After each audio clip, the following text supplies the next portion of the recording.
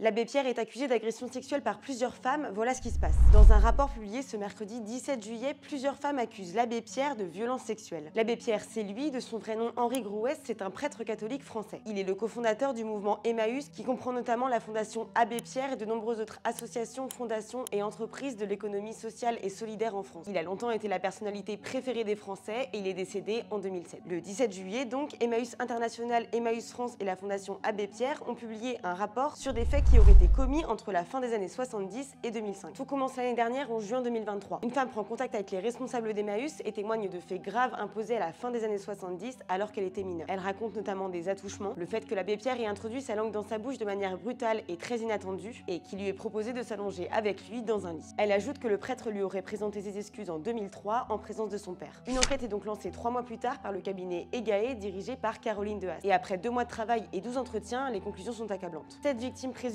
accuse le prêtre de violences sexuelles. 6 d'entre elles rapportent des faits pouvant être qualifiés d'agression sexuelle et la 7e fait état de propos sexistes et de sollicitations dérangeantes. Dans le rapport, les différents témoignages mettent en avant un mode opératoire similaire pour s'approcher des victimes à l'abri des regards ainsi que des contacts non consentis sur les poitrines de plusieurs d'entre elles. Alors selon plusieurs témoignages, les comportements du prêtre étaient connus au sein d'Emmaüs. Le rapport révèle également qu'il avait été demandé aux femmes du mouvement de ne pas aller voir le prêtre seul. Les 3 organisations ont publié un communiqué commun où elles écrivent « Nos organisations saluent le courage des personnes qui ont témoigné et permis par leurs paroles de mettre au jour ces réalités, nous les croyons. »